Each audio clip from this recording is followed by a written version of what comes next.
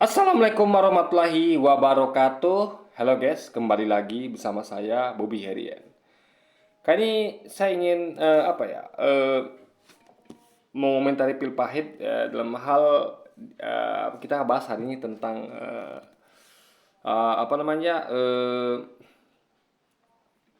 buah zakar, testis, dan tulang sulbi. Nah, jadi gini. Ini adalah pelajaran biologi guys ya. Jadi kan pil pahit ini menyalahkan ayat Quran yang mengatakan bahwa kita ini manusia diciptakan dari air mani yang memancar dari tulang sulbi. Nah, ini harus kita pahami ya. Di air mani memancar dari tulang sulbi. Nah, dia menyalakan ini dengan memberikan sebuah potongan video yang mana itu menjelaskan bahwa air mani itu adalah sebenarnya memancar dari testis ya, atau dari buah zakar gitu. Nah, itu di situ ada adalah keterangannya adalah teksnya itu adalah pelajaran IPA gitu kan, ilmu pengetahuan alam. Nah, ini perlu saya bahas. Jadi gini guys ya. Ini ada benarnya juga, tapi gini loh guys, saya mau mengatakan bahwa semuanya benar dalam artian gini ya. Ini yang perlu ketahui. Kita ambil analogi yang sederhana, misalnya kayak air ya. Air mani kan analoginya mirip itu adalah air.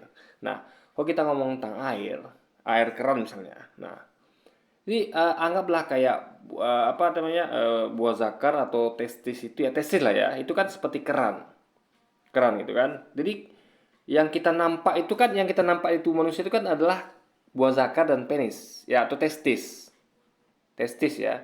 Itu yang kita nampak. Mau buah zakar, mau penis, mau testis, itu kita nampak, jelas kelihatan. Ini itu adalah kelihatan di luar gitu loh. Nah, jadi air mani memancar di situ ya. Nah, tapi kita perlu lihat kalau kita ngomong tentang asal, itu kan memancar dari, berarti kan berasal. Nah, kalau kita tarik garis yang lebih jauh lagi, yang paling jauh lah, itu semuanya adalah, saya terangkan ya, misal gini. Kita kayak keran air lah. Misalnya air memancar dari keran air. Itu sebenarnya, itu kalau kita lebih jauh lagi ya, sebenarnya kayak di rumah saya, rumah orang tua saya ini adalah, itu ada namanya tandon air di atas. Jadi sebelum dia itu dikeluarkan lewat keran air itu, dia itu ada di tandon air di atas. Nah, itu kalau kita lebih jauh lagi, dia itu sebenarnya adalah dari air yang berasal dari tandon air di atas, itu adalah berasal dari dalam bumi, dari sumur gitu, yang ditarik melalui pompa air. Jadi air itu asal dari pompa air itu. Pompa air itu melalui pompa air lalu ke tandon air.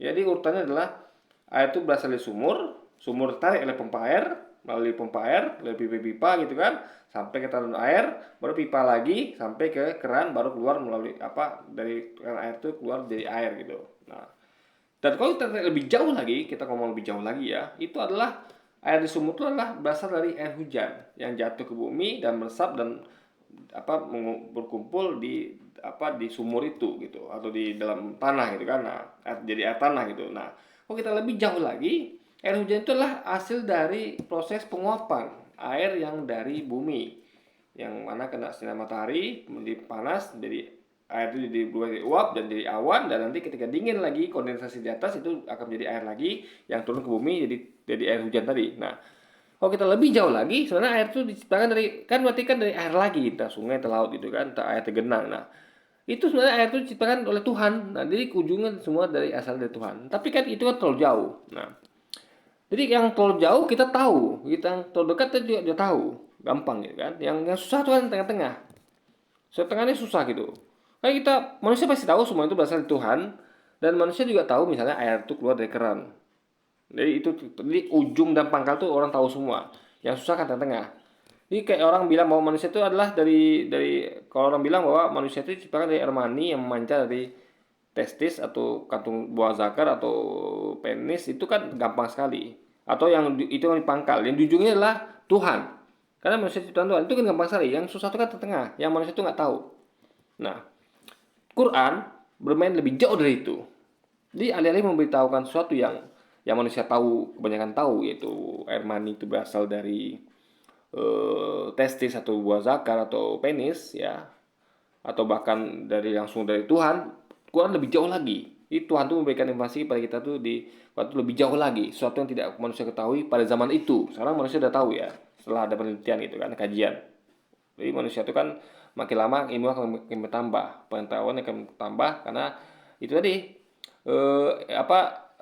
lewat teknologi yang dan sains itu ya, dan juga penelitian yang didasarkan dari penelitian dan kajian-kajian serta pemikiran yang manusia lakukan. Nah, jadi akhirnya manusia semakin mengetahui apa yang belum mereka ketahui sebelumnya, yang tentu akan mengarah kepada pengetahuan Tuhan yang baru yang dulu tuh kita nggak tahu dan sekarang kita tahu, dan kita bisa membuktikan itu gitu kan. Nah, jadi kalau Anda tahu ya, ternyata kalau Anda baca kajian ilmiah, tulang sulbi itu adalah sama seperti sama seperti fungsi pompa air. Dia adalah dari segi dibahas di sudut pandang sistem saraf, dia adalah suatu hal yang berfungsi sebagai pemicu gairah seksual, pemicu aktivitas seksual gitu. Sehingga aktivitas seksual itu akan lewat dia, tulang sulbi itu, ya kan. Juga dia itu adalah semacam pencipta ereksi ya. Ereksi ya, kalau kita nggak mungkin berhubungan seksual kalau tidak ereksi. Ini kajian dewasa guys ya. Juga apalagi ya, pemicu syahwat, dan jadi segala hal berhubungan dengan aktivitas seksual itu adalah itu fungsi tulang sulbi sama kayak pompa air. Dia tuh kalau tidak ada air yang keluar dari bumi kalau tidak ada pompa air. Bisa bisa pakai gayung, ada pakai, tapi sama-sama alat. Jadi baik pompa air maupun gayung itu adalah alat. Jadi kita tuh bisa dapat air dari situ gitu. Dari air keluar dari keran tuh, jadi air dari keran tuh nggak keluar gitu saja. Anda pasang keran kalau tidak ada sumbernya di mata air di bawah atau melalui pompa atau gayung, nggak keluar itu air. Kita ngomong keran lah ya, karena kan penis dan testis itu kan atau buah zakar itu kan fungsinya kayak keran. Jadi kita ngomong tentang keran lah. Jadi Anda pasang keran tidak mungkin keluar dari air dari keran itu kalau tidak Anda sambungkan pipa dengan pompa air dan dengan sumur lah gitu kan. Nah, itu ibaratnya. Jadi ini adalah pengetahuan yang Tuhan kasih tahu kepada kita tuh yang lebih jauh dari itu. Dan ingat, tulang sulbi itu tidak dapat kelihatan, tulang sulbi itu ya. Kalau testis, penis, buah zakar itu kelihatan. Sekali lagi ya, ini tidak kelihatan tulang sulbi. Nah, jadi berarti ini kan nggak mungkin sesuatu yang bukan dari Tuhan. Karena manusia tuh nggak mungkin tahu itu kalau kalau tidak melakukan, karena sembunyi di tulang sulbi itu guys. Sesuatu yang harus kita kalau Anda mau lihat tulang sulbi ya harus membedah tubuh manusia. Ya, ibaratnya lebih ribet lah, kompleks gitu. Ibaratnya kayak Anda lihat ya, kayak pompa air misalnya ya. Anda cuma bisa lihat eh anggaplah ada pompa air itu ada sesuatu di ruangan yang atau kayak tendon air itu ya, atau air di bawah tanah itu kan suatu tempat sembunyi. Jadi anggaplah pompa air itu diletakkan di tempat yang sembunyi kayak tulang sulbi itu ya, sembunyi, dan tandon airnya juga sama pipa serta air dalam sumur itu sembunyi. Kayak Anda kayak kamar mandi ibu saya ini yang nampak paling pompa air sama pipanya. Tapi sebenarnya itu rata-rata rumah orang tuh pompa air itu di bawah tanah guys. Ditutup pakai pakai di bawah lantai bahkan itu kan, ini kelihatan. Nah, itu orang kan cuma bisa lihat keran sama air yang keluar dari situ. Nah, tapi Quran memberitahu lebih jauh lagi bahwa ada pompa di situ. Pompa yang ditanam di bawah tanah ya. Dan juga ada pipa-pipanya serta air di dalam tanah itu. Jadi Quran itu adalah sesuatu yang amazing bagi orang dahulu, bagi orang sekarang bahkan. Karena mereka baru tahu ternyata, oh, ini rupanya yang dikasih tahu Quran. Jadi kayak orang dulu belum tahu ada pompa di bawah tanah di tanah. Jadi kayak orang baru masuk rumah, dia taunya cuma buka air, keran air, hidup air, keluar air, keran dibuka, dia tekan tombol, dia tahu ada bunyi tapi nggak tahu bunyi apa itu karena pompa airnya nggak kelihatan. Jadi tiba-tiba air keluar dari keran, dibuka keran, keluar dari keran, dia cuma nampak air dari keran dengan kerannya. Nah, setelah lama tinggal di rumah itu, berapa bulan dia baru tahu, dia bongkar-bongkar, ada pompa air rupa di bawah tanah, rupa dari sini tuh air tuh keluar gitu. Jadi tanpa ini hidup, tanpa diputar mesinnya ini air nggak keluar gitu. Dia tes misalnya dia copot kerannya di situ kan, lalu ternyata nggak keluar airnya, berarti dia tahu bahwa sumber airnya ternyata bukan dari keran ini ya. Seperti tadi kan itu adalah testis, buah zakar atau penis, nggak di situ. Itu hanyalah depannya saja. atau ya intinya adalah belakangnya adalah Tuhan gitu kan, dari Tuhan, penciptaan Tuhan. Tapi ternyata tengah-tengah itu yang dia tidak ketahui.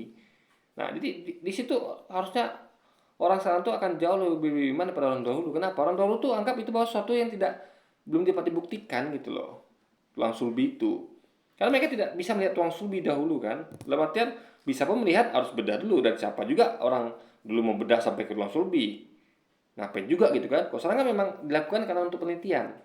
Memang kita tuh makanya eh, orang memang demi penelitian tuh mau apa namanya, ibaratnya apa ya istilah tuh, meneliti mayat ya, ya dengan ya dia apa istilah dia memotong-motong atau apa mayat supaya dia tahu isi organ dalamnya gitu, jadikan sebagai eksperimen gitu kan. Jadi